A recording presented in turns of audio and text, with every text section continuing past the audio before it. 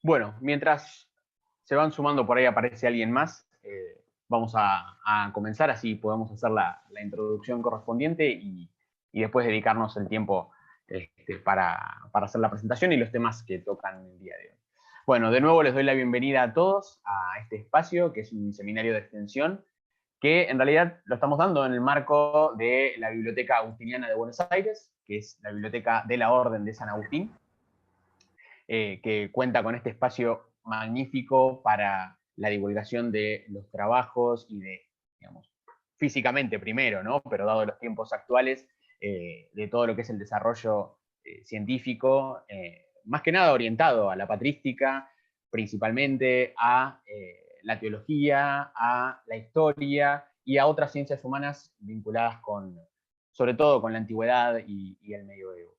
Es un placer estar trabajando en este contexto, dar este seminario que es de extensión, no tiene ningún tipo de evaluación ni nada por el estilo, pero también hace un poco al objetivo de la biblioteca en lo que es la divulgación de la producción científica, que creo que es tan importante y también nos hace compartirla en estos momentos especiales para toda la sociedad.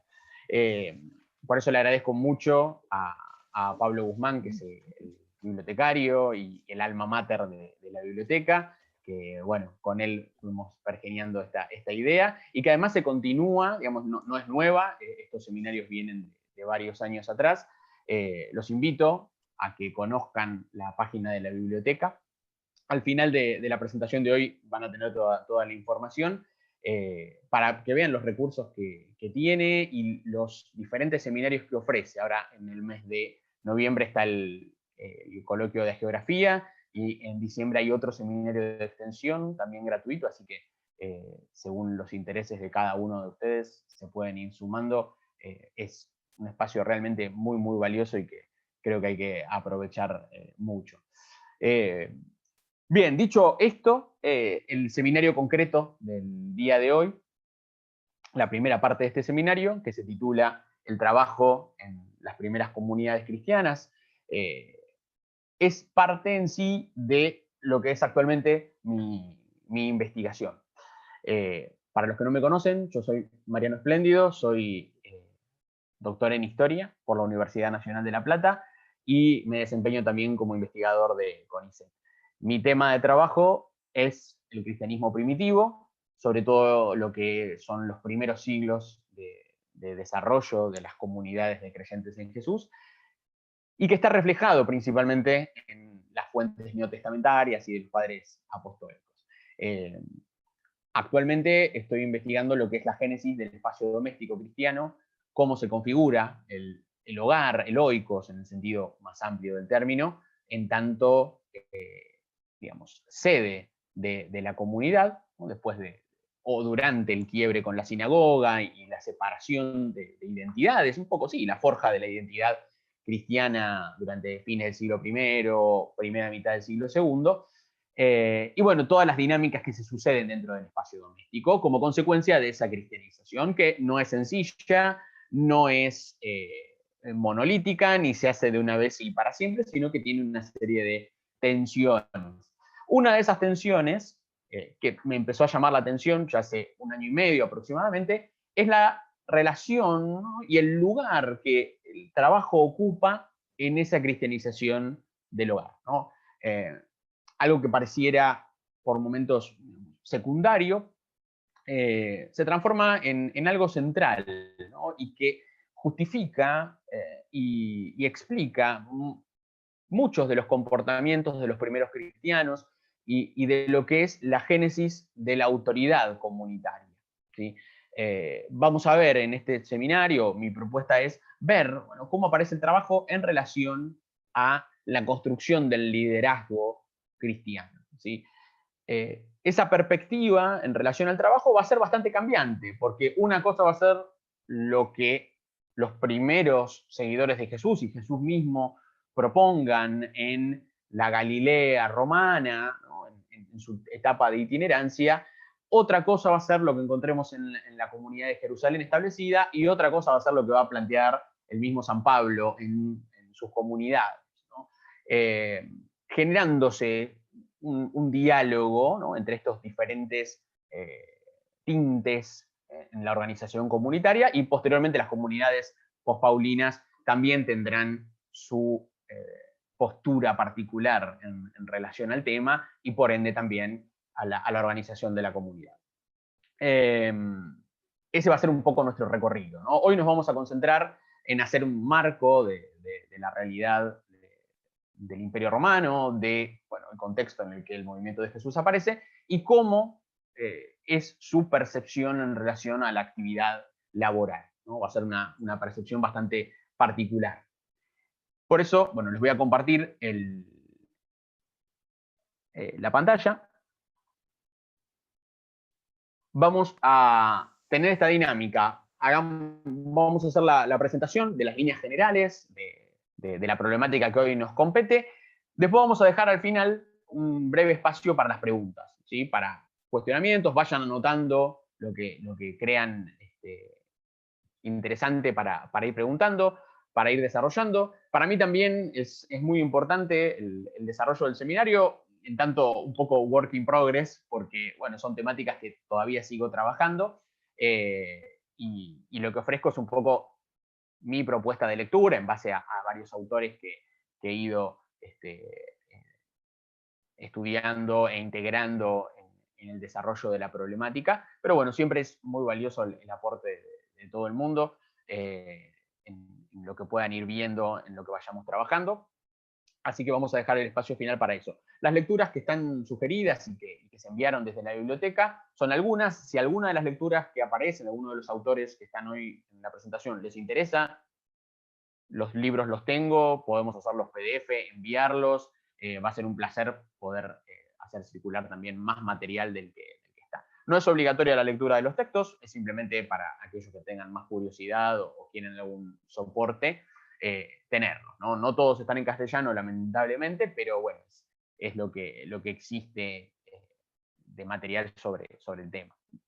Bien, como decía, ¿no?, el tema del seminario es el trabajo según los primeros cristianos, y vamos a encontrar cuáles son los debates y las tensiones en este tema, ¿sí?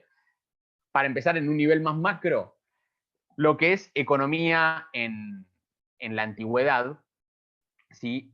Ha sido un tópico hasta actualmente muy debatido, ¿no? Quizás para aquellos que estén o que provengan de la carrera de historia esto les sea bastante familiar como marco para tratar el tema del Imperio Romano. Es el debate entre aquellos historiadores que plantean un concepto primitivista o modernista en torno a la economía en la antigüedad, ¿sí? Esto no es algo que se pueda resolver en una simple charla, ¿no?, o seminario. Hay ríos de tinta sobre este tema.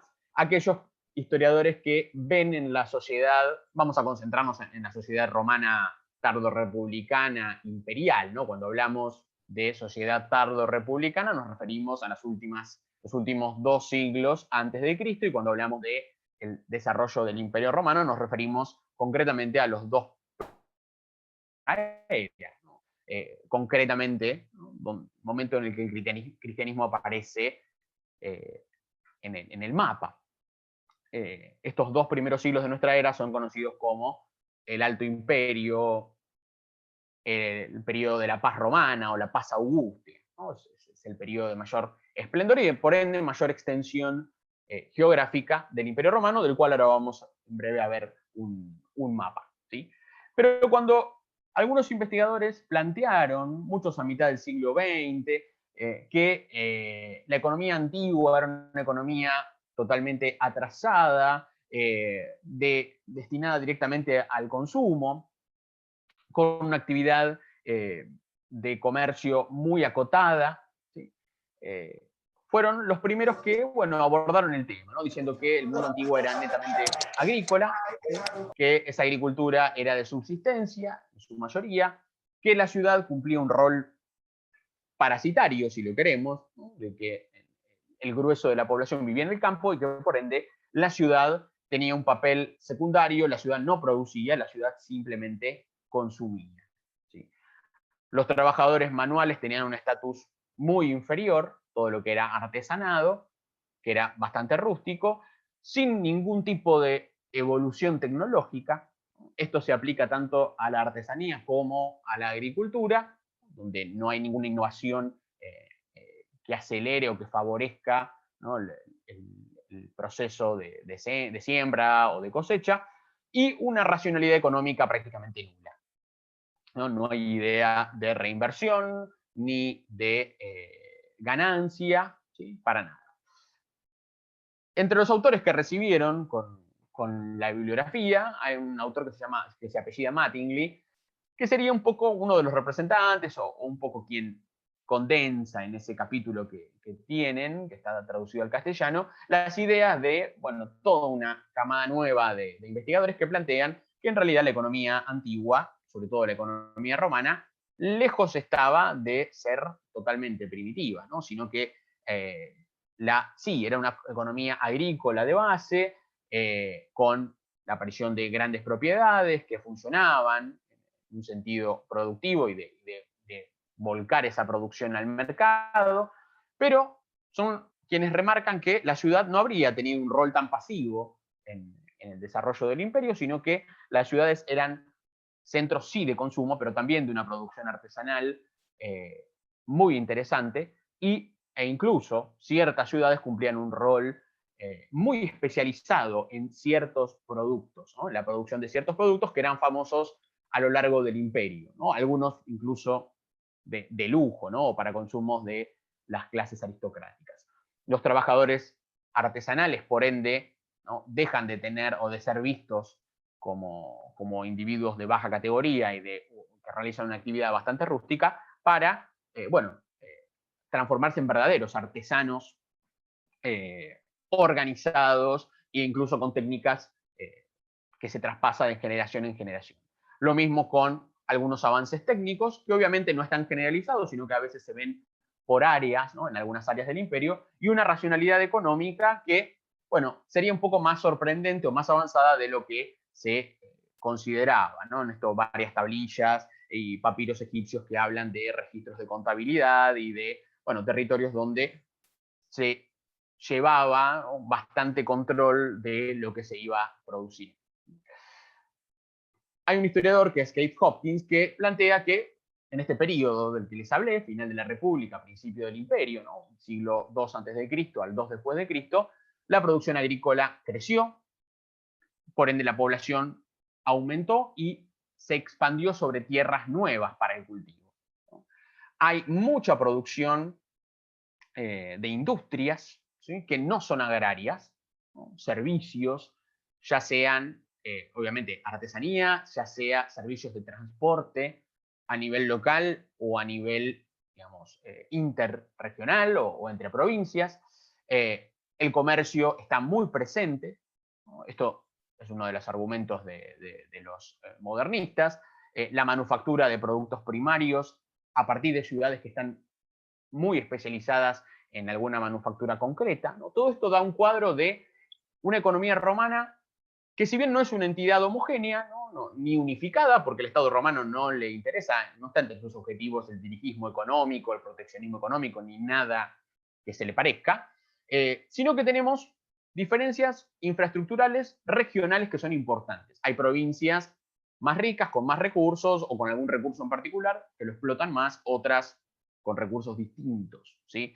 Por eso el imperio no es una economía única e integrada, ¿no? Es una serie de regiones interdependientes económicamente, muchas, ¿no?, producciones en alguna de las provincias le llaman la atención al imperio, sobre todo, para dar un caso concreto, aquellas que tienen que ver, por ejemplo, con la producción de piedra, ¿no?, de determinados materiales de la construcción, en algunas de las provincias, sobre todo en Oriente, y que, bueno, el imperio se interesa particularmente en canteras o en la producción de algunos mármoles para columnas, ¿no? Pero en general el imperio no se mete en las economías regionales. Se aprovecha de ellas, por supuesto, pero ni siquiera hay una flota mercante del imperio romano, ¿no?, que evidentemente deja el desarrollo económico de cada zona y las conexiones económicas que se vayan a hacer a su libre albedrío. Acá tenemos un mapa aproximado, ¿no?, de lo que sería el imperio. Todo lo que está en verde, ¿no?, el imperio mediterráneo, es la extensión del imperio hasta hasta la muerte de Augusto, ¿sí?, en el 14 después de Cristo. Ya estamos hablando de la vida de Jesús propiamente. Y en naranja, lo que se sigue extendiendo durante fines del siglo I, principio del siglo II, y en celeste ya conquistas un poco más entrado el siglo II, ¿no? La extensión máxima, fíjense, hasta Mesopotamia, en el oriente, y hasta la zona de Britania y Mauritania, ¿no?, en el norte de África, en el occidente. ¿Qué pasa con la Palestina romana? ¿Sí? Bueno, el periodo final del judaísmo formativo, el judaísmo del Segundo Templo, ¿no? Cuando hablamos de judaísmo del Segundo Templo o judaísmo formativo, estamos hablando de el periodo del pueblo judío entre el regreso del exilio de Babilonia y la destrucción del templo con la Segunda Guerra Judía, ¿no? Entonces, ya entrado el siglo II, el 135 aproximadamente, después de Cristo. Es un periodo largo, ¿no?, desde la invasión de los griegos con Alejandro y los reinos sucesores, ¿sí?, y después la dominación romana, ¿no?, ha habido pocos momentos de independencia política en la zona de Palestina, ¿no? Es con los reyes asmoneos, después de las revueltas macabeas, a mitad del siglo II, y con Herodes el Grande, ¿no?, vinculado con la dinastía asmonea, que por un lado, la Palestina romana se empieza a extender territorialmente, ¿no?, e incluso logra una salida al mar. Ahora vamos a ver que esto tiene una utilidad bastante grande. Y Herodes, con sus 3 hijos, ¿no?, la dinastía herodiana, van a ser reyes clientes del Imperio Romano, administrando directamente las provincias, ¿no? Primero Herodes en su totalidad, todo el reino unificado, y a su muerte sus 3 hijos dividiéndose el territorio. Roma va a intervenir directamente en la zona de Judea y Samaria recién desde el 6 después de Cristo. Pero la Galilea romana, la zona en la que el movimiento de Jesús se desarrolla, va a permanecer gobernada por un monarca judío, ¿no?, de la familia herodiana, que es Herodes Antipas, que gobernó hasta el 39 después de Cristo, ¿no? De hecho, los primeros círculos de creyentes en Jesús, ¿no?, después de su muerte y resurrección, siguen vinculados, ¿no?, siguen bajo el dominio de Herodes Antipas, ¿no? La presencia romana se siente de otra manera en este territorio. Más allá de lo que popularmente se piense, los reyes herodianos fueron impulsores de muchos proyectos urbanísticos y que por ende movilizaron bastante mano de obra, ¿no?, en el territorio.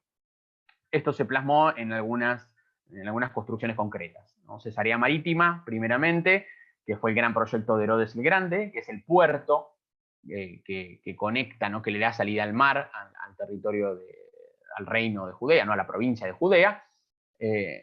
Y en el caso de Galilea, concretamente, 2 grandes ciudades que van a ser fortificadas, ¿no?, y un poco la sede de la realeza herodiana. Por un lado, Séforis, que está muy cerquita de Nazaret, y Tiberias o Tiberíades, también en la costa del mar de Galilea, ¿no?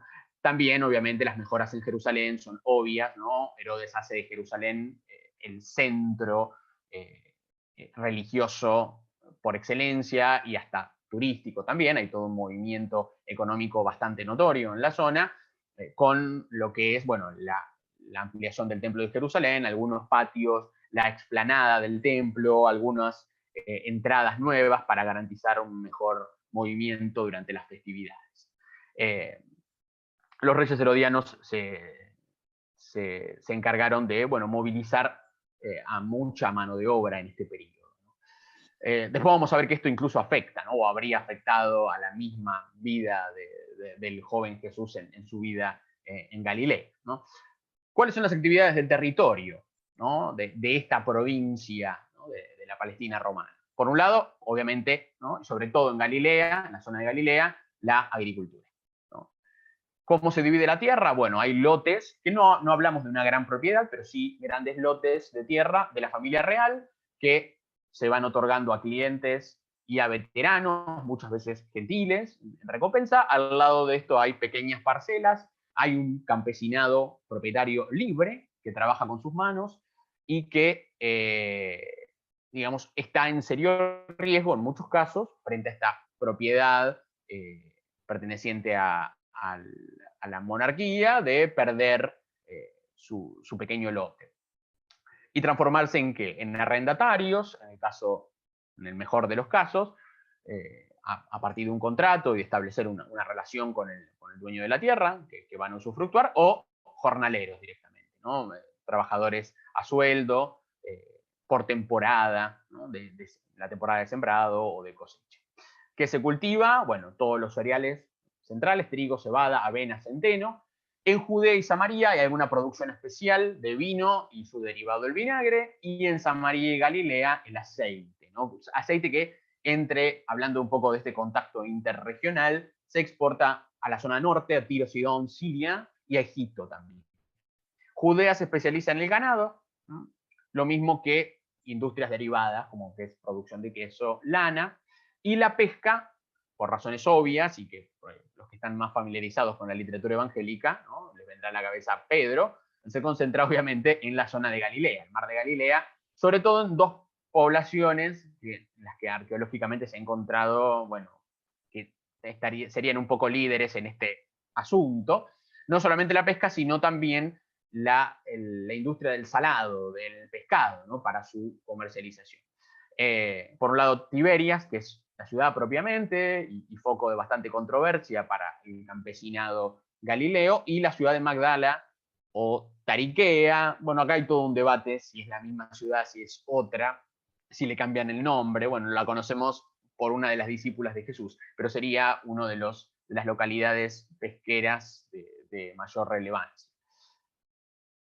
Hay un episodio que Flavio Josefo relata en su libro La guerra de los judíos, que redactó hacia fines del siglo I, ¿no? Después de toda la guerra y de haber quedado, ¿no? Siendo el judío como cliente de Vespasiano y la familia y los emperadores de la dinastía de Vespasiano, Tito y Domiciano, la dinastía Flavia, en el que Josefo recuenta, bueno, un montón de aspectos en estos libros de la guerra de los judíos sobre, bueno, cómo se fue generando el malestar social que llevó a la rebelión del 66-70.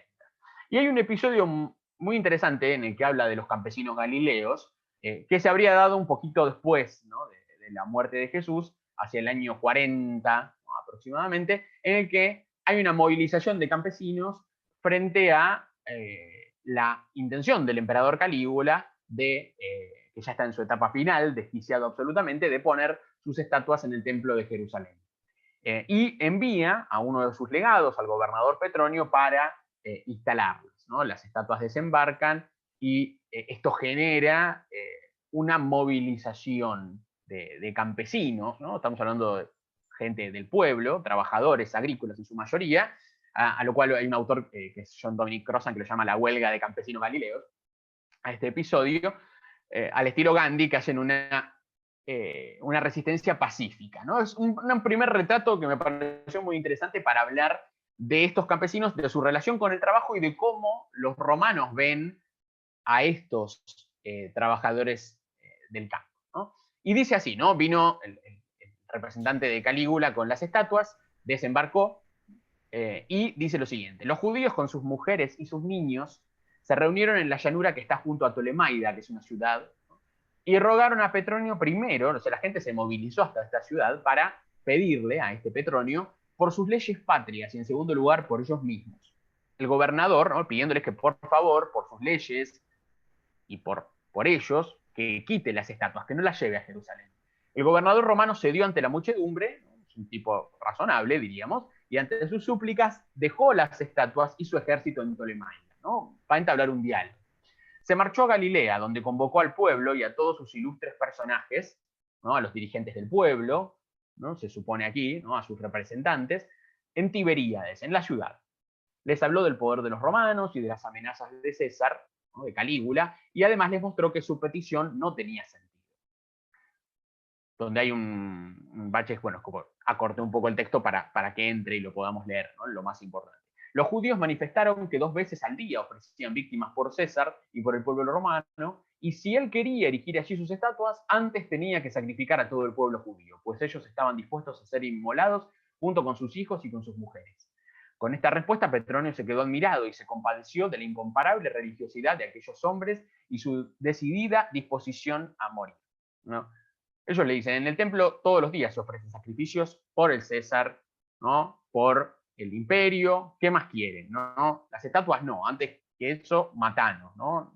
Preferimos morir todos. Petronio los mira como diciendo, bueno, estos fanáticos. Pero al ver, ¿no? Y acá viene lo interesante, ¿no? Petronio al ver que el campo corría el peligro de quedarse sin sembrar, pues el pueblo había estado 50 días sin hacer nada, o sea, haciendo esta huelga, persiguiéndolo a Petronio desde Tolemaida a Tiberíades, y ahí haciéndole los ruegos y los diferentes parlamentos para hacerlo entrar en razón, a pesar de ser época de siembra. La gente está hace 50 días sin trabajar, sin sembrar, y esto es peligroso. Petronio los convocó por última vez y les dijo, los trata de convencer de que él va a hablar con Calígula. Bueno, ¿cómo termina la historia? Le escribe a Calígula diciéndole que mejor no poner las estatuas. Calígula hace un escándalo terrible, amenaza con matarlo, le escribe una carta. El barco se demora como 3 meses. En ese lapso asesinan a Calígula y el barco que lleva la noticia de que murió Calígula llega antes que la amenaza de Calígula y, bueno, se desestima todo el asunto, ¿no? Finalmente no hay, queda todo en la nada, ¿no? No se ponen las estatuas. Pero fíjense qué interesante, ¿no? Qué es lo que a Roma le interesa y lo que Petronio ve. Esta gente está acá, ¿no? Reclamando y no están sembrando, ¿no? Si el pueblo, si los campesinos no siembran, ¿sí? Y están en una protesta pacífica en este caso, ¿sí? ¿Qué va a pasar? No va a haber cosecha a tiempo. Si no hay cosecha, no hay recaudación. Si no hay recaudación, ¿sí? No se envía el impuesto. Si la población no siembra, no hay trabajo, ¿qué es lo que ocurre? Aumenta el bandidismo, ¿no? El bandidismo era una cuestión bastante endémica en varias partes del imperio, no es algo propio de la zona de la Palestina, pero Flavio Josefo nos transmite en muchos fragmentos de su obra lo que ocurre, ¿no? con estos bandidos que muchas veces tienen reclamos de tipo profético / mesiánico, ¿no? Y que arrastran justamente al campesinado, ¿no? Y muchos de estos episodios se dan justamente en Galilea, en la Galilea romana. Acá hay otro caso, también casi contemporáneo al otro, en el que aparece un mago, ¿no? Así lo llama Josefo. Esto es del otro libro de Josefo, Las Antigüedades, en la década del 40, que después en Hechos de los Apóstoles es gracioso porque a Pablo se lo confunde con este pseudo Mesías, que va a persuadir a mucha gente, ¿no? Fíjense lo que dice, ¿no? Esto, a diferencia de la otra, que era una protesta pacífica, esta tiene más tintes de tipo profético. Y dice, sucedió que mientras Fado era procurador de Judea, un cierto mago de nombre Teudas persuadió a mucha gente a tomar sus efectos personales y seguirlo al río Jordán. Él les decía que era un profeta y que por su mandato se dividiría en 2 el río, al estilo de Moisés o de Josué, ¿no? Dándoles a ellos un paso fácil a través del mismo. Muchos fueron engañados por sus palabras. Sin embargo, Fado no les permitió ninguna ventaja en su intento, sino que envió una tropa de jinetes contra ellos. Estos cayeron sobre aquellos de manera inesperada, mataron a varios y capturaron vivos a otros. Apresaron a Teudas con vida, le cortaron la cabeza y llevaron esta a Jerusalén, ¿sí? Desbandan, ¿no? el movimiento. No se dice que la gente tuviera armas, ¿no? Probablemente toda esta gente, cuando dice son campesinos, que se movilizan desde su tierra, ¿no? a seguir a este profeta, a este iluminado, que promete un signo portentoso cruzando el Jordán, ¿no? Uno diría, bueno, ¿qué peligro puede haber en esto? Uno diría, unos locos fanáticos que van a hacer un gesto, ¿no? Pero acá está implicada el componente de la apocalíptica campesina, ¿sí? Hay profecía popular en el medio, ¿no? Y es interesante que, bueno, acá vamos a remitirnos a un libro de Eric Hobsbawm bastante conocido, ¿no? Que es Rebeldes Primitivos.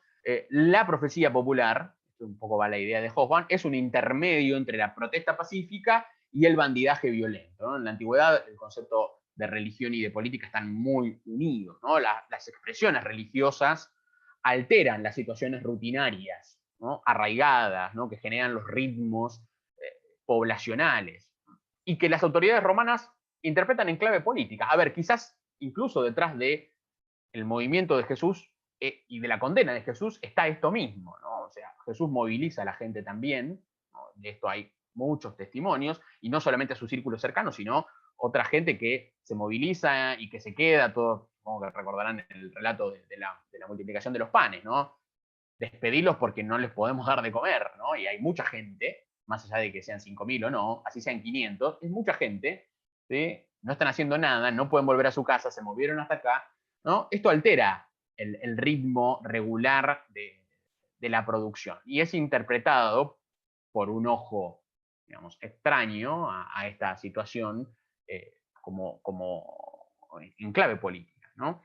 Hobsbawm dice que el bandidaje, no en este libro que en realidad es del 59, pero que en la versión española la pueden conseguir, es de la década del 80, que el bandidaje y la profecía milenarista se pueden combinar, ¿no? Ambos son populares. Pero hay un autor que en la década del 70 debate con él, es Anton Bloch, y le dice que no, que el bandido, ¿no?, es un campesino que se ha, digamos, en criollo se ha cortado solo, ¿no? Se ha separado, que se niega a someterse a la suerte que vive el campesinado sometido a Roma, en este caso, que es verdad, puede haber una admiración hacia los bandidos a nivel popular, ¿no? Al estilo Robin Hood, pero Bloch dice, no son Robin Hood precisamente estos bandidos, ¿no? Los bandoleros no son leales a su pueblo, ¿no? A los campesinos, a sus propias familias de donde han salido, y los critican, al contrario, ¿no?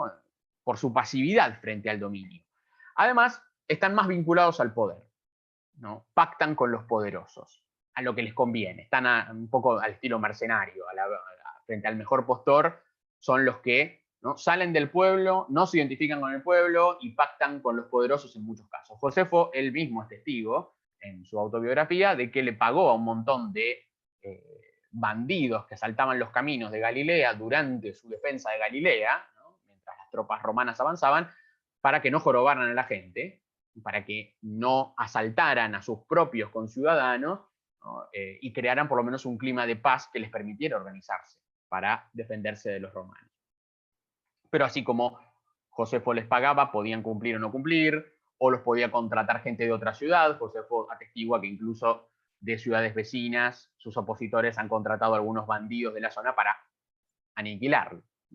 Bien, acá tenemos un poco el mapa, uno más físico, otro más político, ¿no? Lo que son los territorios. Fíjense que en el segundo mapa, que dice en Israel en tiempo de Jesús, tenemos el territorio de la Judea y Samaria, administrado por Roma, con salida al mar, la Galilea encastrada, ¿no?, y un poco separada, la zona que gobierna Antipas entre Galilea y la zona de Perea, y la zona de Iturea y la Traconítide más al norte, gobernada por Filipo, ¿no? Fíjense qué extensión tenía el reino de los asmoneos de Herodes, ¿no?, que representa por una zona económicamente bastante amplia, ¿no?, con producciones que, como vimos, van a variar por zona, ¿sí? Nos vamos a concentrar en la Galilea, que es donde el movimiento de Jesús aparece, ¿no? Acá encontramos también artesanado, y esto lo vamos a vincular porque Jesús es un artesano, ¿no? Hay artesanado de tipo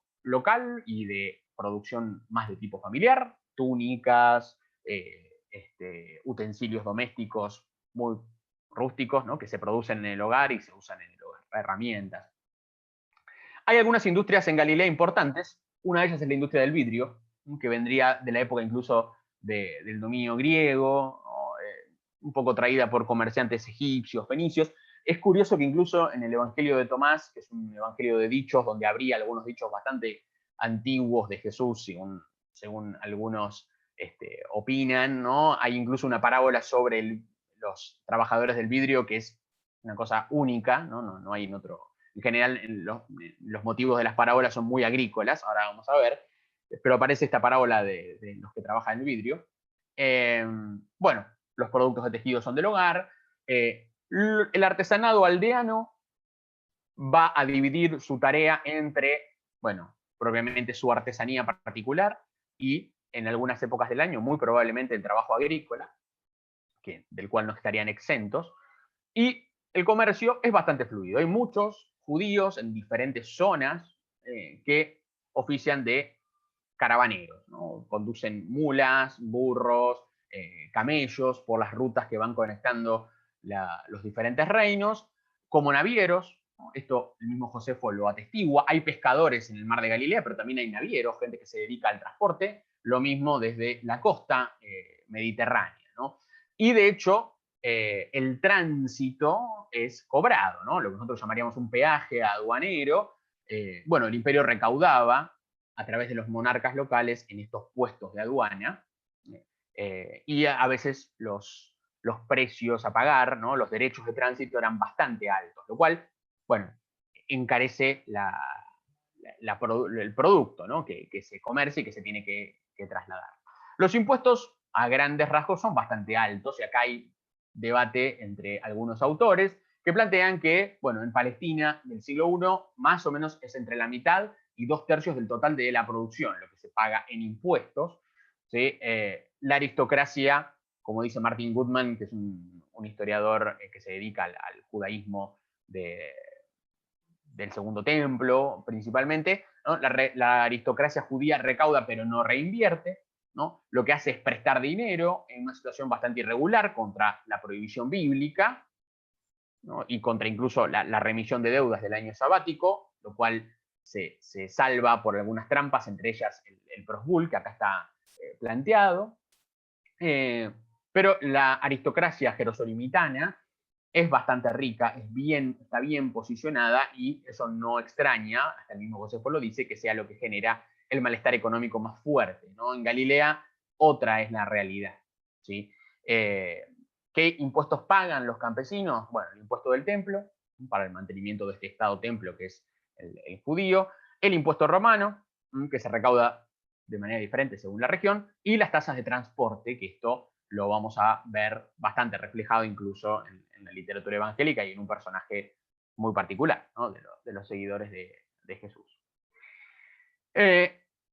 A grandes rasgos, el trabajo en el judaísmo, ¿no? Y en esto también va a depender digamos, la perspectiva que los creyentes en Jesús le van a dar al trabajo, ¿no? El trabajo no es mal visto por el judeocristianismo, ¿no? por la cultura judeocristiana. La perspectiva grecorromana es diferente, ¿no? El ideal aristocrático es el ocio, el trabajo es denigrante, sobre todo el trabajo artesanal, el trabajo de las manos, ¿no? Hecho con las manos. Los grandes aristócratas romanos tienen fincas, tienen villae, lo que se llama esclavistas, grandes propiedades, donde quizás tengan una casa de campo.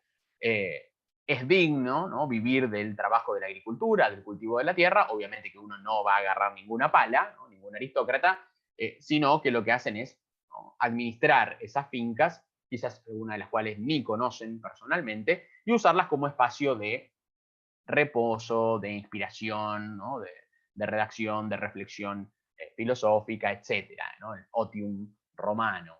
Pero para el pueblo judío es distinto, ¿no? El trabajo como destino humano es un aspecto del orden del cielo y la tierra. Ya en Génesis, la creación misma de Dios va marcando que el hombre es el que le tiene que poner un orden a esa creación, ¿no? Cultivando y demás, ¿sí? Por ende, el trabajo no es la consecuencia del pecado de Adán, ¿no? No es que, bueno, porque sale del paraíso va a tener que trabajar y lo que dice Génesis 3 es que es la fatiga, ¿no? El trabajo, como diríamos, el sudor de tu frente, ¿no? La fatiga que conlleva el trabajo, ¿no? Transformar el trabajo en una penalidad, es la consecuencia de la caída.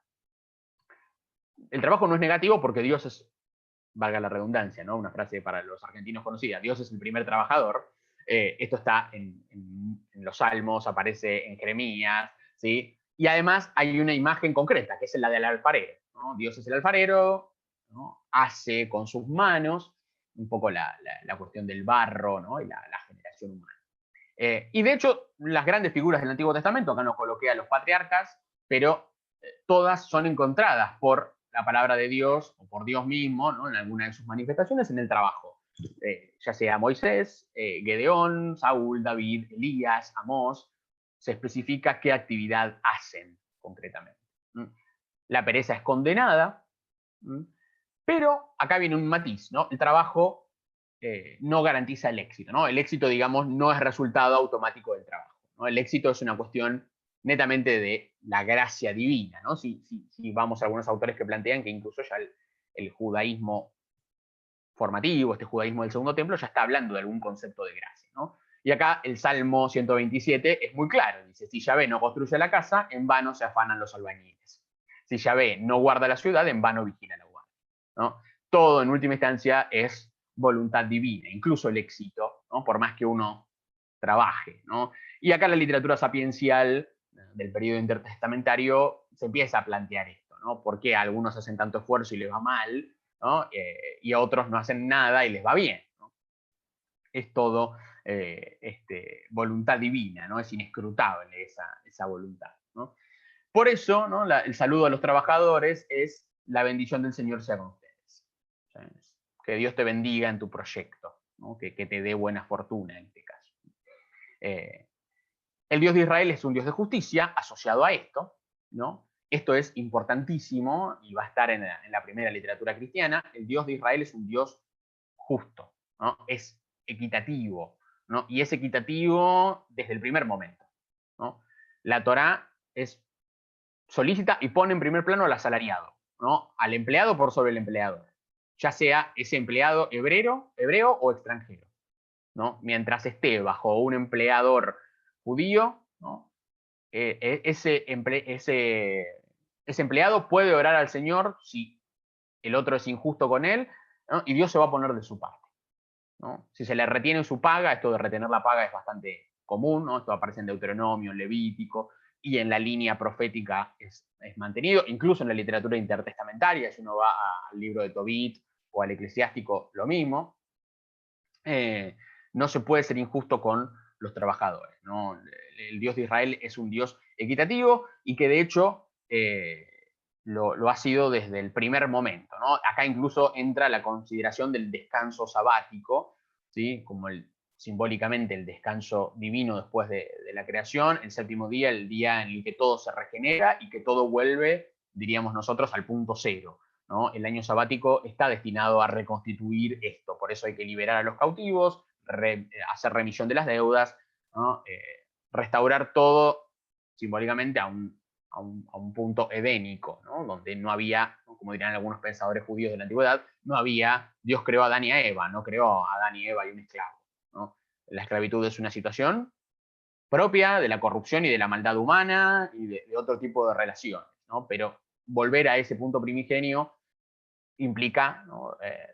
Recomponer estas relaciones sociales. Ya en el periodo del Talmud, ¿no? El Talmud es un poco difícil identificar a veces cuáles de los tratados del Talmud pertenecen a qué época o cuáles de las sentencias, ¿no? Pero esto es una compilación del siglo V, VI, bueno, acá hay bastante debate, pero que contiene sentencias de rabinos del siglo I o II, ¿no? Para el Talmud el trabajo es un elemento primordial, ¿no? Es un mandamiento prácticamente, ¿no?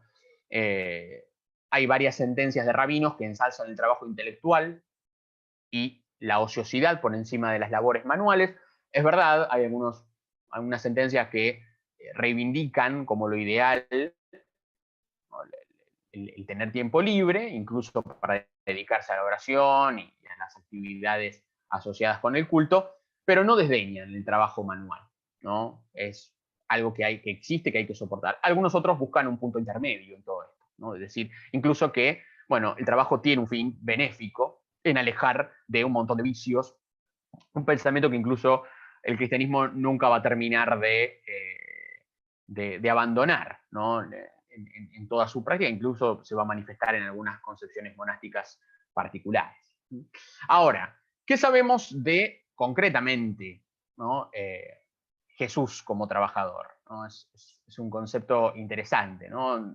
Muchos hablar y por ahí durante la década del 50, 60, 70, la idea del Cristo obrero ha estado muy presente en muchas vertientes teológicas, ¿no? La palabra con la que el Nuevo Testamento se dirige a Jesús, en tanto su rol de artesano, es tecton. Tecton quiere decir, sí, se traduce como carpintero, pero no necesariamente implica que esa persona tiene que hacer una tarea exclusivamente en madera, ¿no? Sino que el tecton es un constructor, o diríamos nosotros un albañil, que trabaja todo tipo de material duro, ¿no? Madera, piedra, cuerno, ¿no? Variado. Lo más probable, por ser la zona de Galilea, que sea la piedra, ¿no? De hecho, hay algún que otro debate entre algunos autores de la patrística que lo ponen a Jesús como un herrero o como una especie de picapedrero, ¿no? Pero bueno, en general la versión que ha primado es la de campesino. ¿Y dónde la tenemos? En Marcos, capítulo 6, versículo 3, cuando va a Nazaret y sus coterráneos lo identifican como el tecton hijo de María. Es interesante que es el único texto en el Nuevo Testamento que recuerda o que dice explícitamente que Jesús es carpintero. Hay todo un debate entre los manuscritos de Marcos. En algunos manuscritos, en alguna tradición de manuscritos de Marcos, no está, dice el hijo del carpintero, que es la expresión que usa Mateo, ¿no? Hay como una inclinación a pensar que la expresión es el carpintero hijo de María, es la correcta, ¿no? Es la mayoritaria en los manuscritos de Marcos. En Mateo sí, cuando Jesús va a Nazaret, el episodio es alterado y ya aparece José en este plano, ¿no? Marcos sospechosamente dice, ¿no? El carpintero hijo de María, no lo nombran a José. En Mateo dice, es Jotu tectonos hios, es el hijo del carpintero. Polémica, ¿no? O sea, decir, Jesús no era carpintero, el carpintero era José. No dice, es el carpintero hijo del carpintero, o es Jesús el carpintero hijo de José el carpintero, el hijo del carpintero. Justino Mártir, hacia mitad del siglo II, es uno de los pocos autores que dicen que Jesús era carpintero, era tecton, dice, e hijo de tecton. Esto lo explicita en el diálogo con Trifón, ¿no? Y dice lo que Jesús construía. Quizás acá hay una idea medio simbólica, ¿no? De arotra kaitziga, o sea, arados y yugos, en un sentido de trabajo agrícola. Se puede vincular con la frase de Jesús, ¿no? De mi yugo es liviano. Son símbolos de justicia ambas herramientas. Y dice además Justino que con su oficio, ¿no? en esta diatriba con un judío, ¿no? Que es el diálogo, y también un poco un discurso bastante con tinte apologético, dice, con su oficio Jesús enseñó lo que es una vida de trabajo, ¿no? Esto es prácticamente único en los testimonios patrísticos, temprano, ¿no? Y después en los hechos apócrifos de Pedro, que también es de finales del siglo II, cuando Pedro se confronta con Simón Mago, ¿no? Simón Mago despectivamente llama a Jesús Faber y Fabri Filio, ¿no? Jesús el artesano y el hijo del artesano, en dos momentos. Son por ahí algunos de los pocos casos en los que, bueno, directamente se habla de Jesús como carpintero. Pero la literatura cristiana, si bien no retuvo tanto la noticia de la profesión de Jesús, que la ignoran o quizás la saben y no es algo en lo que se centren, sí la de José. José aparece como carpintero en gran parte de la literatura apócrifa, ¿no? Lo que llamaríamos el protoevangelio de Santiago, ¿no? Donde incluso se habla de la oikodomía y de José, las construcciones, se nombra una de sus herramientas, que es el skeparnon, es un hacha para alisar troncos, e incluso en algunas fuentes José queda como un carpintero poco hábil, ¿no? Que si no fuera porque tiene un hijo que es Dios mismo, que le arregla los problemas, José no cobraría mucho, ¿no? Donde en el Evangelio de la infancia de Tomás, ¿sí? Que es un apócrifo del siglo III, José está construyendo una cama, mide mal, ¿no? y se pone angustiado porque no logra terminar, porque los troncos le han quedado diferentes en medida y Jesús obra un milagro, el Jesús niño era un milagro y alarga el tronco que estaba mal. José queda muy admirado. Pero bueno, toda esta literatura habla justamente de esa figura de José justamente como un artesano. Lucas y Juan no dicen nada de la profesión de Jesús, ni tampoco de José, ¿no? Más allá de que Lucas ponga a José como un hombre justo y que incluso hable de las profesiones de Pedro y Pablo, no dicen nada de José ni de Jesús, lo cual no implica que no lo supieran, ¿no? Sino simplemente que hay una selección de material en la que esto no entra, no le es funcional a su relato, ¿no? al objetivo de su relato. El Jesús de Juan exclama, ¿no? Jopater mu, geos arti ergatzetai cago ergatzoma, dice, mi padre y yo, ¿no? Trabajamos, ¿no? Dice acá en Juan 5. No dice nada de qué trabajo es, pero por el prólogo de Juan debemos entender que, ¿no? En tanto el verbo preexistente se asocia a su acción, su trabajo a la creación. Bien, pero este Jesús carpintero queda muy en segundo lugar frente, si tuviéramos que considerarlo, y como hacen varios exégetas y algunos historiadores, a la imagen campesina de Jesús, como un texto en campesino. Esto de que Jesús quizás sí habría sido un artesano, pero también, evidentemente, y por sus palabras, es innegable que conocía mucho del mundo agrícola, con el que parece estar más familiarizado. Hay solamente 3 parábolas que hablan de aspectos que harían a la construcción, ¿no? Entendiendo texto en el sentido amplio. Pero el grueso de las parábolas y de su discurso tiene metáforas campesinas, ¿no? Agrícolas, completamente. Egesipo, que es uno de los primeros historiadores del movimiento, del cual no ha sobrevivido mucha de su obra, ¿no? Que sería de mitad del siglo II, ¿no? Es recuperado por Eusebio de Cesarea en el siglo IV, dice que en tiempos de Domiciano, a fines del siglo I, algunos parientes de Jesús, ¿no? Que serían hijos de uno de sus primos, ¿no? Aparentemente de la línea de Judas, uno de sus parientes, los conoció el emperador Domiciano y los nombra como auturgoi, ¿no? O sea, pequeños campesinos que trabajaban la tierra sin ayuda y que pertenecen a Ecclesiae de la zona de la Galilea, ¿no? Quiere decir que incluso la familia biológica de Jesús, en el sentido más amplio, era poseedora de algunas tierras, de algunos lotes, eran campesinos. No los define como artesanos, ¿no?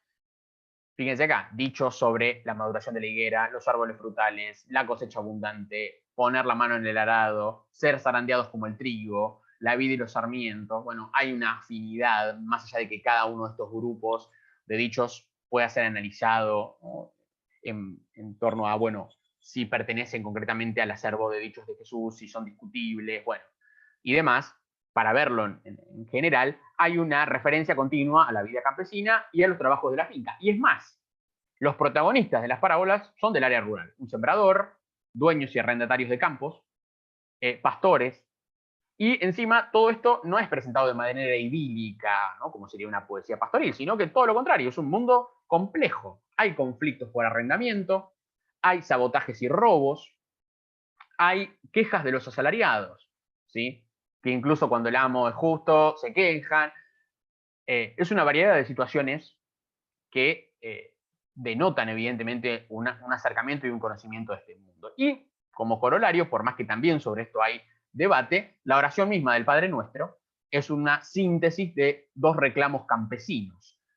El pan cotidiano, ¿sí? Que no es menor, ¿no? La subsistencia diaria, y la condonación de las deudas.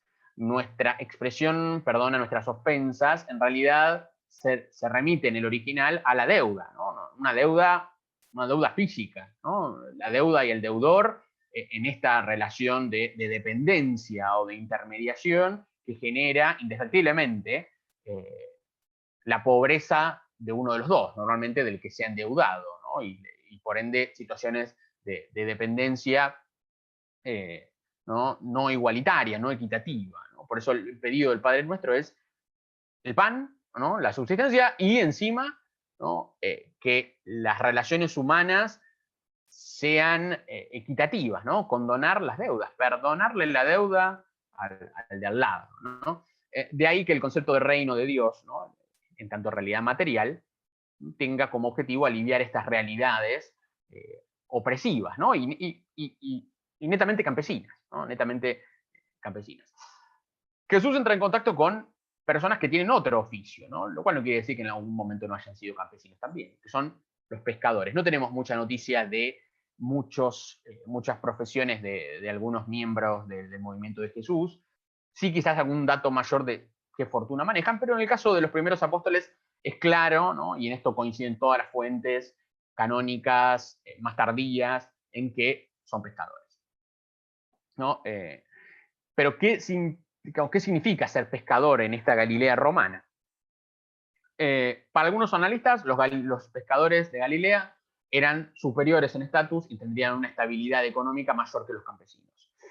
Para otros, en general los trabajadores del mar, sean pescadores, estén dedicados a alguna empresa de salado de pescado o sean navieros, transporte simplemente, poseedores de los barcos, están en una red de relaciones económicas e impuestos por su actividad, que es bastante rentable, digamos, que produce mucho y que se exporta, sobre todo en el caso del pescado salado, que les quitaría entre un 30 y un 40% del total de su producto, ¿no? Estarían bastante acuciados por los impuestos y las tasas en cuanto a su producción.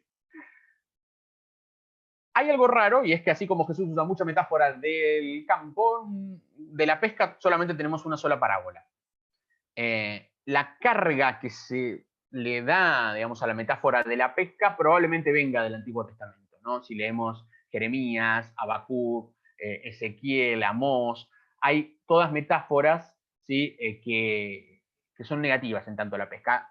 Algunos coinciden en decir que, bueno, cuando el pescador pesca, los peces mueren, ¿no? Es una metáfora un poco violenta.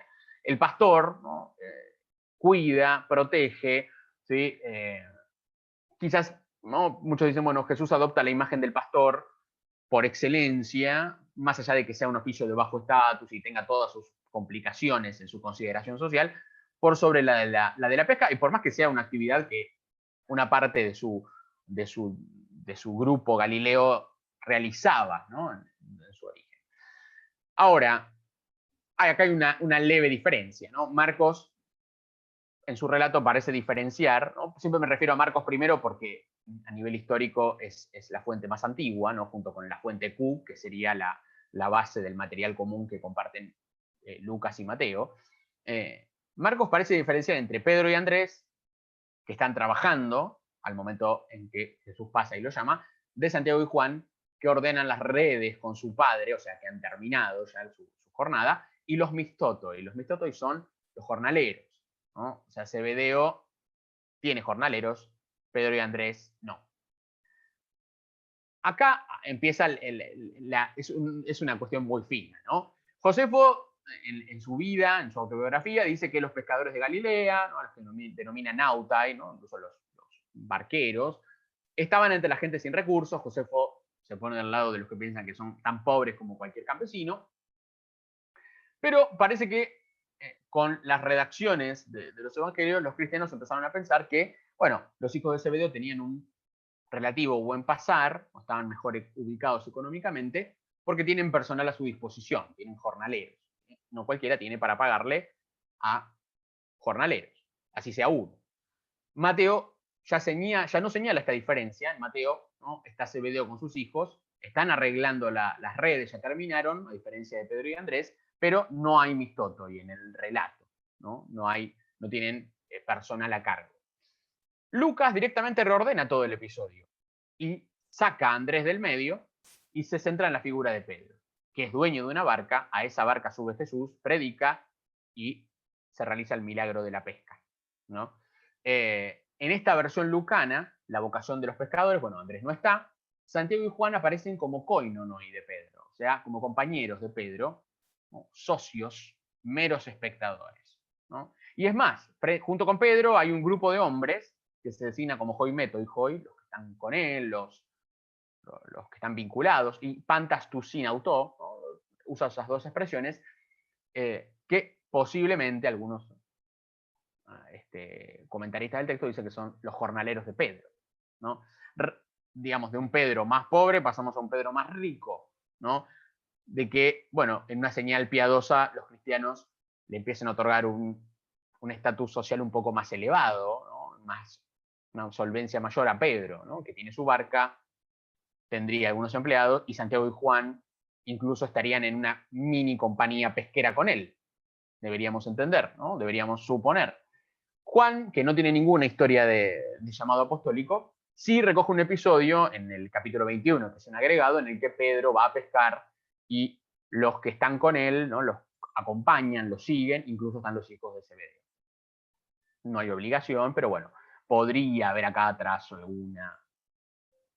alguna noticia de esta primacía de Pedro, incluso a nivel trabajo, ¿no? Entre los apóstoles. Y por último tenemos el dato del famoso Leví barra Mateo, ¿no? Como un recaudador de impuestos también, un oficio totalmente opuesto tanto al de pescador como al de tecton, ¿no?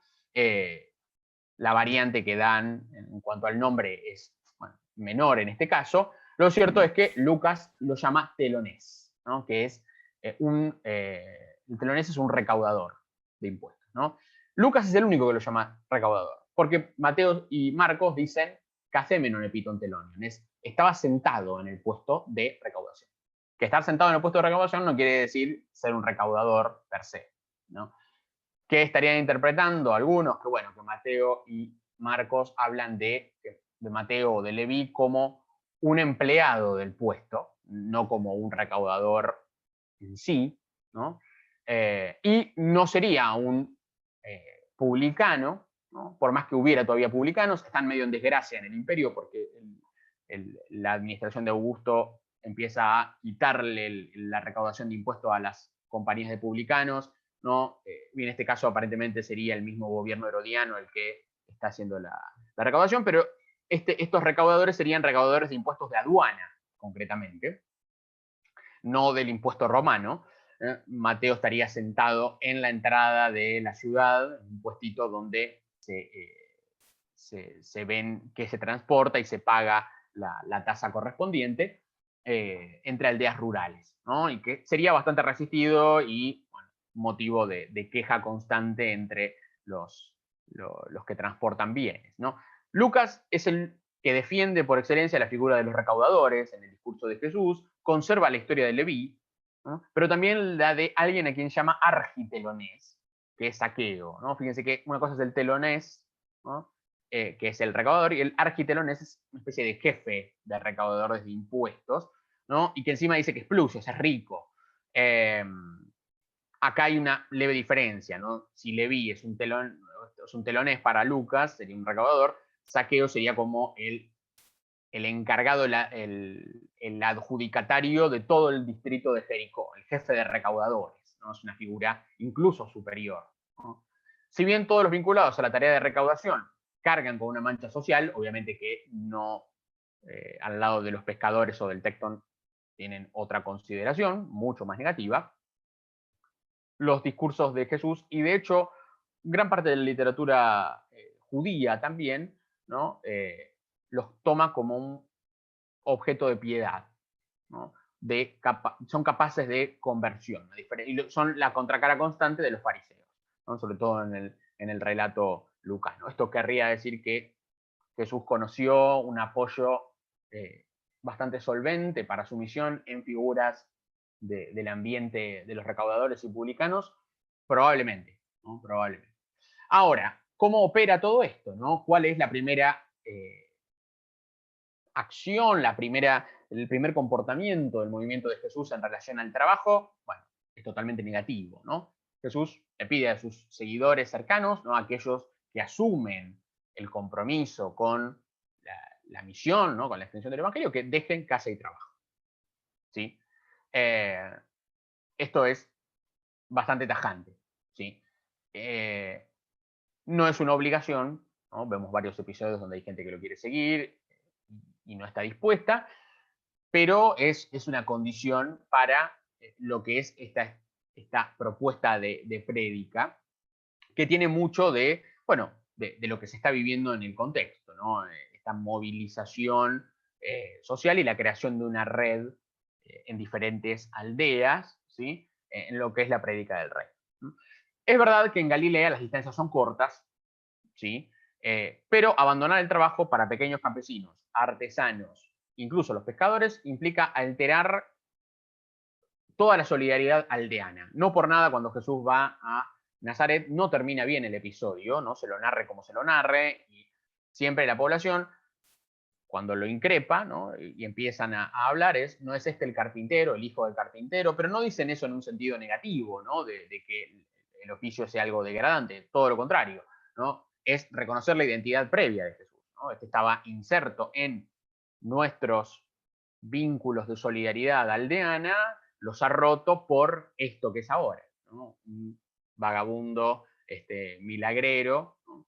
Que se da aires de maestro, ¿no? Digamos, no tenemos episodios donde le pase lo mismo, por ejemplo, a los apóstoles, o alguien de los seguidores de Jesús que vuelva a su tierra natal. Es como un poco el prototipo, ¿no? Hay una reacción de parte de los territorios, donde obviamente la salida de un circuito económico que tiene incluso sus implicancias políticas, porque digamos, un par de brazos menos para trabajar en una familia, en el oficio familiar, implica menos recaudación, implica menos ingresos, y en una economía de subsistencia como es la antigua, la falta de un hombre o una mujer en un núcleo marca la diferencia. Así como una boca más que alimentar la puede marcar también en un sentido negativo, ¿no? Y esto tengámoslo en cuenta también. Una persona más o menos puede desequilibrar la estructura de un oikos y la sobrevivencia.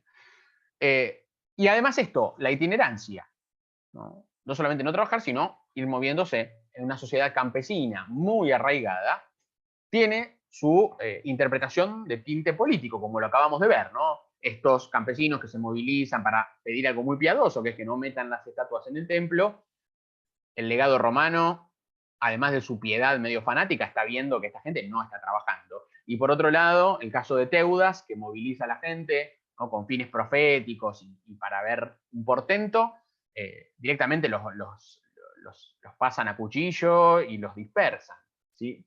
Por más que no tienen ninguna muestra de violencia, ni de consigna antiimperial, ni nada por el estilo, ¿no? Al menos en la información que nos da Josefo, ¿no? Esto entraña una marca social y política, el llevar una vida deambulante, ¿no? Como dice la expresión, no tiene dónde reclinar la cabeza, ¿sí? No tiene un lugar fijo. Bueno, Josefo recoge varios casos como este, ¿no? Que terminan mal. En el caso de Jesús, los evangelistas relatan la reacción de sus coterráneos, bueno, al verlo, lo que acabo de decir, ¿no? Rompiendo esta pertenencia. De hecho, la familia de Jesús aparece como opositora. Los hermanos de Jesús, sus parientes en el sentido más amplio, reaccionan siempre, ¿no? Y tratan de oponerse directa o indirectamente a la misión en su primera instancia, ¿no? Después vamos a ver que hay una integración al movimiento, ¿no? Hasta el mismo San Pablo los nombra entre el grupo de Jerusalén. En el caso de los pescadores también sería bastante conflictiva la salida de los círculos de producción, porque rompe con todo un sistema político ideológico y encima con una actividad de notoria importancia para la recaudación, ¿no? Entonces, los apóstoles no deben trabajar, ¿no? Sino predicar, o sea que directamente van como desposeídos, ¿no? Pablo, que sería nuestra primera fuente, dado que la literatura evangélica es de la década del 70, ¿no? Por más que tenga tradiciones orales muy tempranas en su interior, en su redacción, bueno, es un producto ya de un cristianismo posguerra judía. Pero Pablo, que es nuestra fuente en la década del 50, ya en 1 Corintios, dice claramente que Pedro y los demás comen y beben a costa de sus misionados. No dice que Pedro trabaje, ¿no? Ni que el resto de los apóstoles lo haga, sino que ellos viven de la hospitalidad. Y está bien, porque es lo que dice el Señor les mandó, ¿no? El mandato es que el obrero viva, tenga su sustento, y lo tienen justamente de su prédica, ¿no? De esta hospitalidad. En los sinópticos tenemos, ¿no? Juan no lo tiene, en Marcos, en Mateo y en Lucas, premisas que Jesús les da a la hora de realizar esta itinerancia. Y esto tiene y va a tener un impacto en los desarrollos subsiguientes, ¿no? de las progresivas organizaciones que se van a ir dando a las comunidades. Vamos a tomar dos textos, el de Marcos por un lado, ¿no? Los dichos de Jesús al inicio de la prédica, y el texto de Q, del Evangelio de Q, un poco reconstruido en base a lo que tienen en común Mateo y Lucas. En Marcos, en el capítulo 6, del versículo 7 al 11, dice lo siguiente, ¿no? Y llama a los 12 y comenzó a enviarlos de dos en dos. Fíjense acá el llamado, ¿no? Perdón, el envío, ¿no? Apostelen, dice, es la palabra, el verbo apostelo que da origen a la palabra apóstol, ¿no? Los enviados. De dos en dos. Este dato es particular, ahora vamos a ver. Y solamente lo tiene Marcos. dándoles poder sobre los espíritus inmundos. Les ordenó, el poder acá es exusía, ¿no? Les da autoridad. Hay un mandato, ¿no? Hay una delegación. Les ordenó que nada tomasen para el camino, fuera de un bastón. O sea, lo único que pueden llevar es un bastón. Ni pan, ni alforja, ni calderilla, ¿no? En la paja o cobre, ¿no? Sino calzados con sandalias, pueden estar calzados, y no vistan dos túnicas. Y les dijo, cuando entren en una casa, fíjense que acá el destino es oikian, dice eisoikian, una casa, quédense en ella hasta marchar de allí. O sea, acá debemos interpretar que quedarse ahí es gozar de la hospitalidad, comer, dormir. No es muy explícito el texto de Marcos. Si algún lugar no los recibe y no los escucha, ¿qué es lo que tienen que hacer? O sea, ¿no? Ser recibidos o sea, y hacer su actividad, o sea, predicar, ¿no? Márchense de allí sacudiendo el polvo de la planta de sus pies en testimonio contra ellos. Bueno, acá hay muchas elucubraciones sobre qué quiere decir sacudir el polvo de la planta de los pies. Probablemente hasta sea algo cómico, ¿no? Y en Q dice lo siguiente, ¿no? Q está armada, la podemos encontrar. Hay, bueno, algunas propuestas de cómo habría sido este texto, ¿no? De dichos de Jesús en general, en los pasajes comunes de Mateo y de Lucas, que acá los tienen en cada punto especificados. Dice, no lleven bolsa, ni alforja, ni sandalias. Fíjense que Marcos permitiera sandalias, pero Q parece que no. Ni bastón tampoco, ¿no? Que Marcos decía que sí. No saluden a nadie por el camino, ¿no? Un poco en este sentido de no se detengan, ¿no? En la casa, en que entren, digan primero, ¿no? Marcos decía, entren en una casa, quédense ahí. Y acá es, bueno, hay todo un protocolo para entrar a la casa, ¿no? Paz a esta casa, ¿no? Una cuestión un poco más de tener cintura, ¿no? Y acá viene la posibilidad de ser recibido o no ser recibido. Paz a esta casa, ¿no?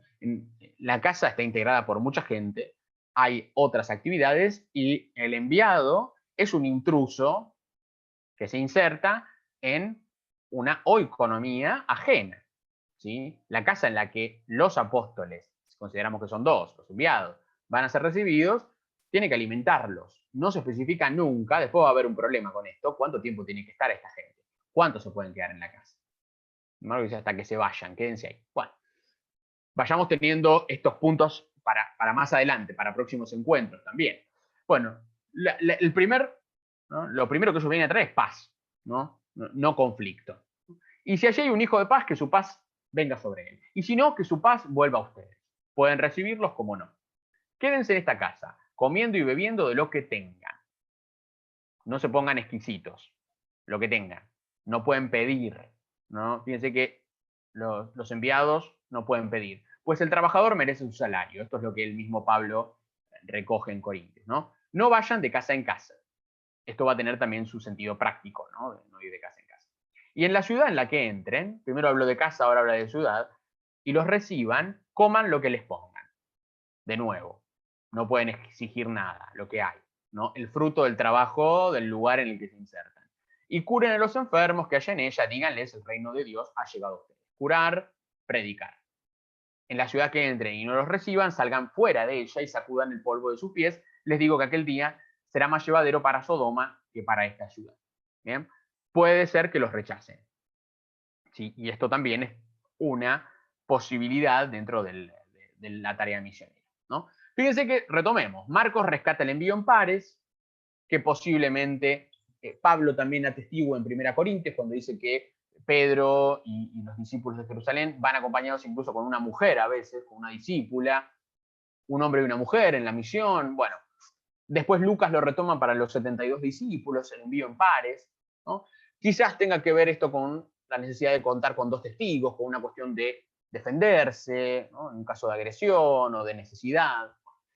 San Pablo conoce, como decíamos, la premisa de que el Señor ordenó que los que predican el Evangelio vivan del Evangelio. Esto es claro, ¿no? Es una de las pocas cosas que San Pablo nombra de boca de Jesús, ¿no? Una consigna concreta y que él va a romper. La misión del reino exige crear vínculos locales, ¿no?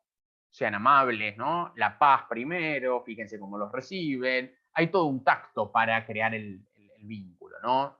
No pedir nada, contentarse con lo que hay. el enviado debe identificarse con los tojois. Este concepto de tojois quiere decir mendigo, ¿no? Si uno lo traduce literalmente, es el necesitado, el menesteroso.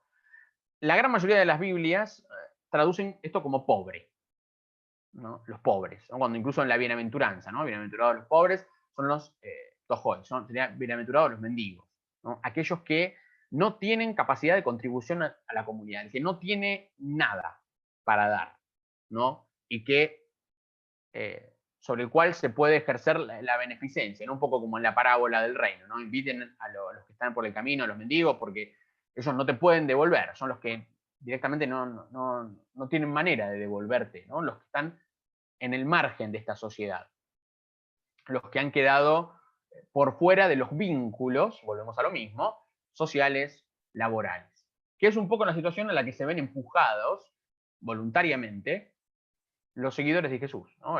Este conventículo de seguidores de Jesús, digamos, el círculo más íntimo, ¿no? De la prédica. La otra palabra, la que se usa en griego para pobres, ¿no? Es penes o penetes en plural, ¿no? Que son los pobres. Pero el pobre, en este concepto, ¿no? En esta palabra, son los que tienen propiedades, posiblemente también tengan esclavos, tengan ayudantes, pero están obligados a trabajar, ¿no? El pobre tiene sustento, pero está obligado a luchar por ese sustento, tiene con qué hacerlo, ¿sí? Probablemente no le alcanza, lo presionan y demás. Pero fíjense que en general en el Evangelio, los Evangelios y en la literatura neotestamentaria se usa la palabra tojois. Solamente en la segunda epístola a los Corintios, Pablo se refiere a los penés, o los penetes, en relación a la pobreza, ¿no? En cuanto a la necesidad de trabajar, ¿sí? Pero la identificación primera de los seguidores de Jesús viene, ¿no? Indirectamente con los mendigos, ¿no? Diríamos nosotros, ¿no? Los menesterosos. Volviendo un poco, ¿no? A esta cuestión de las directivas misioneras, tenemos los accesorios propios de un estilo de vida contracultural. Prácticamente los accesorios que usan los misioneros son nulos, ¿no? Es muy similar a la de los predicadores cínicos o a lo de los filósofos cínicos que viven en la calle, apenas tienen una alforja para guardar lo que van mendigando, ¿no? ¿Qué opinan la mayoría de los exégetas? Que bueno, las prohibiciones originales de Jesús debían ser totales, ¿no? Como conserva Q, ¿no? Marcos ya permite bastón y sandalias, y también hay mucha elucubración por qué, ¿sí? El bastón es un símbolo de defensa en los caminos, contra bandidos, pero justamente Jesús propone que no te defiendas si alguien te quita algo, ¿no? Y las sandalias también, aunque muchos interpretan que cuando Marcos dice no lleven sandalias, es no lleves más de un par de sandalias. No hay que aprovisionarse extra. Los cínicos sí tienen alforja, ¿no? En el sentido de su autosuficiencia, pero Jesús ni alforja les permite llevar, ¿no? Lo que marca el rechazo a la seguridad social y nuevamente la identificación con los mendigos, ¿sí? De nuevo, la primera misión es a casas, no a ciudades. El concepto de, bueno, predicar en una ciudad en el sentido más amplio va a aparecer más tardíamente. Y los predicadores no mendigan, ¿no? Jesús nunca dice pidan, ¿no? Establezcanse en un lugar, vivan de la comensalía, ¿sí? El concepto de mendicante es un poco posterior, no quiere decir que no los hubiera, ni que, bueno, va a haber algunas expresiones del cristianismo que van a inclinarse por eso, pero originalmente Jesús si bien se puede interpretar por algunos pasajes que habrían mendigado comida en algún momento, en general la directiva a la hora de la prédica es vayan a la casa, vean si los reciben, coman con ellos, compartan la mesa. Esta comensalía es un poco el corazón de la expresión, ¿no? de la prédica del reino. ¿Por qué no llevan alforja? Bueno, porque no pueden guardar nada. Después va a haber otros textos en donde esta directiva se va a cambiar un poco, pero no pueden guardar, ¿no? Van ligeros, digamos, de camino. Comparten el mensaje, ¿no? Lo que comparten es espiritual, y a cambio reciben hospitalidad y un lugar en la mesa. Dominic Crossan, que acá en este libro es un libro muy, muy lindo, que mezcla aspectos de sociología con otros históricos, ¿no? Jesús, vida de un campesino judío, que lo tienen acá abajo, se consigue las librerías, usados y demás. No es un libro tan viejo, está muy bien enfocada esta imagen del Jesús campesino. Cree que el movimiento de Jesús se caracterizó por el igualitarismo de recursos materiales y espirituales, volviendo un poco a esta idea de la equidad, ¿no? Y de la justicia equitativa del Dios de Israel. La comensalía es una estrategia, ¿no? Esto de que los misioneros se inserten en la mesa, que compartan justamente la producción de la familia, los recursos, destinada a reconstruir la comunidad campesina sobre principios diferentes a los de patrocinio y clientela, ¿no? De intermediarios, de subordinación, de desigualdad. Y que sean predicadores errantes, ¿no? Esta vida errante, marca justamente la radicalidad, ¿no? Que constituye justamente esta representación simbólica de un igualitarismo que no tiene intermediarios, ¿no? De ahí que Crossan dice que Jesús rechaza a su familia y pide que los demás hagan lo mismo, ¿no? Lo cual no quiere decir que se corten los vínculos, sino, bueno, abandonar la casa, ¿no? Una casa que es problemática para los primeros creyentes, ¿no? Dividida, porque si no, se generan círculos de poder, ¿no? Y Crossan dice, si Jesús se hubiera quedado en Jerusalén, ¿no? Con su fama de taumaturgo, de profeta, sus parientes se hubieran aprovechado, se hubieran generado intermediarios, ¿no? Entre su carisma, entre su don carismático y la gente, ¿no? En cambio, Jesús vive despegándose de todo esto, ¿no? E incluso hasta físicamente, ¿no? La vida itinerante de los seguidores de Jesús es despojada, ¿sí? Es despojada y está orientada netamente a crear, ¿no? Estos vínculos, ¿no? A través de la comensalía, donde se recupere justamente esa equidad en cuanto a la distribución de los recursos. Todo esto, obviamente, que va a ser profundamente alterado. Vimos que tenemos en mira a San Pablo, ¿sí? La primera comunidad de Jerusalén va a tener una línea en cuanto a esta herencia, ¿no? Acuérdense que la comunidad de Jerusalén ha salido de Galilea, quedó en Judea, ¿sí? Por más que siguen existiendo núcleos de creyentes en Jesús en Galilea, el corazón de la misión a partir de ahí va a ser Jerusalén, ¿sí? Donde la realidad va a ser otra, donde la cuestión va a ser urbana, ¿no? Y el horizonte va a ser diferente. Y cuando Pablo aparezca, ¿sí? Y se dedique a predicar en las grandes urbes del Mediterráneo, va a encontrarse con otro tipo de trabajadores y con otro tipo de problemáticas, en las que incluso insertar la prédica va a exigir otros mecanismos. Por eso Pablo dice, yo conozco, sé lo que Jesús dijo, pero, ¿no? Bueno, esto va a ser sujeto de otro momento, ¿no? No quiero adelantarme, ¿no? Bien, antes de dejar el espacio para comentemos o preguntas y demás, por un lado les digo que está grabándose la sesión, así que los que la quieran volver a ver va a estar en el canal de la biblioteca. Y acá tenemos, les dejo también, para quienes no están familiarizados, la página de la biblioteca y el mail, donde pueden inclusive volcar inquietudes, textos, de materiales que quizás estén buscando, orientarnos en ideas para próximos seminarios, eso siempre es muy bienvenido para poder cumplir con la utilidad del espacio en relación al público, y por supuesto también mandar otro tipo de sugerencia e ir enterándose de lo que se va desarrollando. Bueno, si les parece, vamos a tomarnos el tiempo, si alguien quiere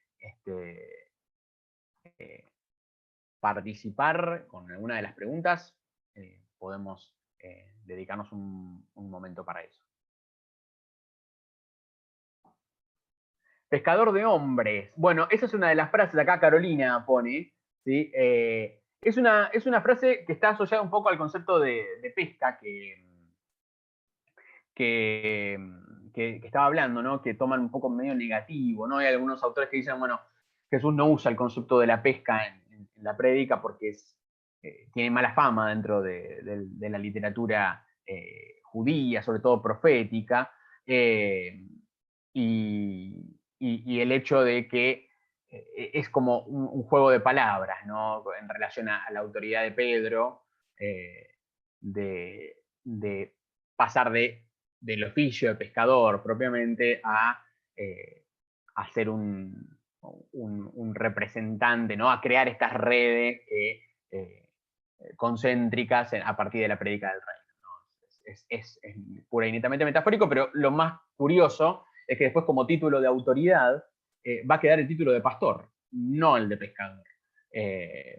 La metáfora del pastoreo, ¿no? Tanto positiva como negativamente en la literatura neotestamentaria. En la epístola de Judas se dice contra ciertos líderes los que se pastorean a sí mismos, ¿sí? Es la que predomina, es la imagen del pastor la que se consagre, por más que a Pedro se lo llame justamente pescador de hombres.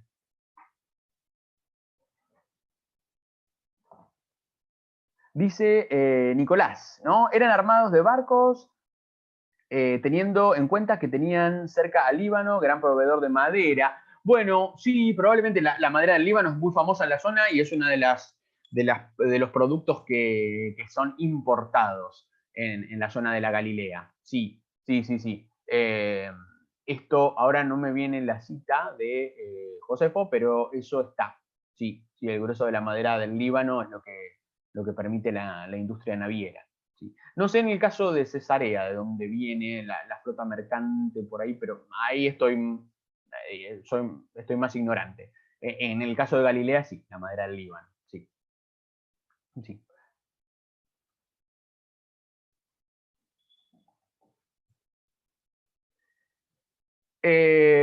Y el pasaje de, acá pregunta Carolina, ¿no? Respecto de Dios como el artesano, como el alfarero, en Génesis está eso y en Jeremías. No recuerdo si había alguna referencia más, no sé si en el Talmud no se retoma esa imagen, o en la Mishnah, ya en textos más tardíos, o en la literatura intertestamentaria, que no está incluida en el Antiguo Testamento, eh, pero seguro en Jeremías y en Génesis.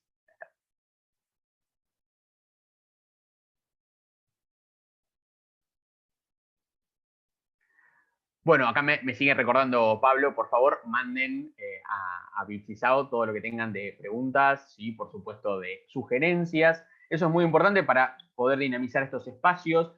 Obviamente, en mi caso, para poder ofrecer algo más de cristianismo antiguo y poder ir charlándolo el año que viene, generar esta dinámica de seminarios, pero también respecto a otras temáticas. Así que anímense a contactarse con la biblioteca. Bueno, ¿alguna otra cosa? ¿Preguntas? Si no, igualmente la semana que viene arrancamos con un breve espacio, si les quedó algo pendiente, para seguir esta línea de el recorrido, ¿no? Histórico. Ahora ir a la comunidad de Jerusalén, ver cómo se organizan, enfocar a Pablo y después ya los debates a partir de ahí, ¿no? Cómo va a ir cambiando este paradigma en lo que es la prédica y en lo que es la constitución de la autoridad. Bueno, los esperamos el viernes que viene a las 19. Muchas gracias para todos, ahí están escribiendo. Les vamos a mandar el link de la sesión, ¿sí? Siguiente. Hacemos eso una vez que termine la sesión, les enviamos la siguiente. Todas las preguntas que tengan, mándenlas. Si leen algo del material, tienen alguna duda que les va apareciendo, para eso estamos, para ir compartiendo el espacio y bueno, evacuar las consultas en la medida de lo posible. Que tengan un muy buen fin de semana. Les mando un abrazo a todos.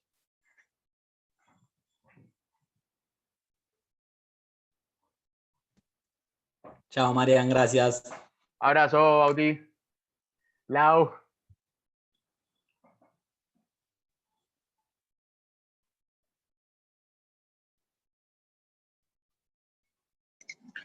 Chao, Marian. Nos vemos el viernes. Nos vemos. Chao, Lean.